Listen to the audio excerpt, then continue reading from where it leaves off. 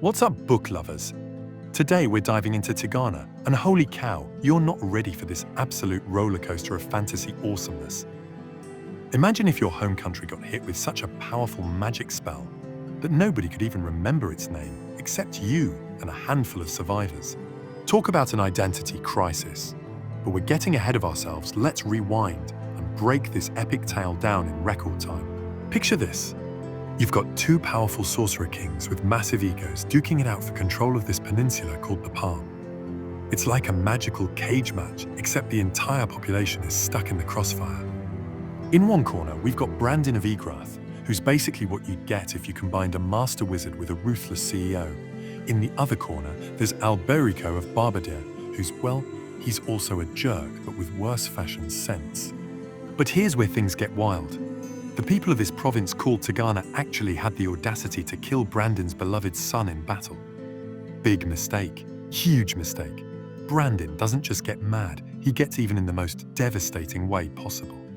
He curses the entire province so that no one who wasn't born there can even hear or remember its name. Tigana becomes Lower Province, the fantasy equivalent of being renamed New Phone. Who this?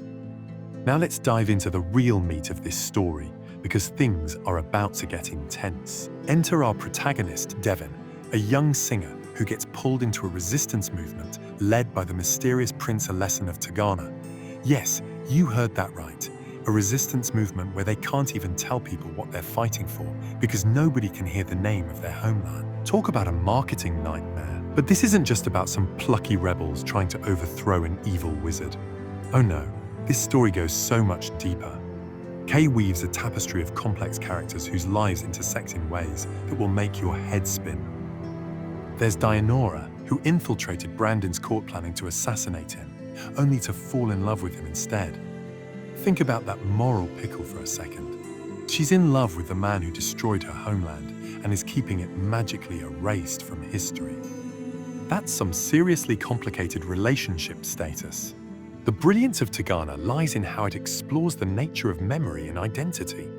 What happens to a people when their very name is stolen from them? When their culture and history are erased? The survivors of Tigana are literally the only people who can remember their homeland's true name and glory. Everyone else hears a different word when they try to say Tigana. It's like trying to explain a color to someone who's never seen it. As our band of rebels works to break the spell and restore their homeland's name, the story delves into increasingly darker and more complex territory. We've got political intrigue that would make Machiavelli take notes. We've got magical battles that reshape the landscape. We've got love stories that will break your heart into tiny pieces and then stomp on them for good measure. The resistance movement grows more desperate as they realize they're running out of time. Brandon's power is growing stronger, and Alberico isn't exactly sitting around doing nothing. The rebels have to somehow unite the Palm against both tyrants while dealing with the fact that half their potential allies literally cannot comprehend what they're fighting for. But here's where things really start to get wild. The Resistance discovers ancient magic that could potentially break Brandon's spell, but using it could have consequences that would make nuclear fallout look like a minor inconvenience. They're faced with impossible choices. Is it worth potentially destroying everything to save their homeland's memory? What price is too high to pay for identity and freedom? The story builds to a climax that will have you holding your breath for the last 100 pages. Everything converges in a perfect storm of politics, magic, and personal vendettas. Characters you've grown to love will face choices that have no right answers. The fate of not just Tigana, but the entire peninsula of the Palm hangs in the balance. And through it all, Kay masterfully explores themes that resonate deeply with our own world. The importance of cultural identity, the power of memory, the way history shapes us, and the price of both revenge and forgiveness. He shows us how the past echoes into the present and future, how personal and political choices ripple out to affect countless lives.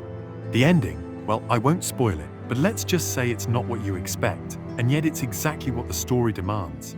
It's beautiful and perfect, like a sword thrust that you never see coming, but that was inevitable all along. Tigana isn't just a fantasy novel, it's a meditation on memory, identity, and the prices we're willing to pay for both. It's about the stories we tell ourselves about who we are, and what happens when those stories are taken away. It's about love and hate and the razor-thin line between them. Most of all, it's about the power of names and how the things we remember shape who we become. So there you have it, Tigana in all its glory. A story about a place that can't be remembered, hopefully told in a way you'll never forget. Now, if you'll excuse me, I need to go lie down and process my feelings about this book for a while. Love sci-fi and fantasy? Subscribe for quick book reviews on the go. Thank you for watching.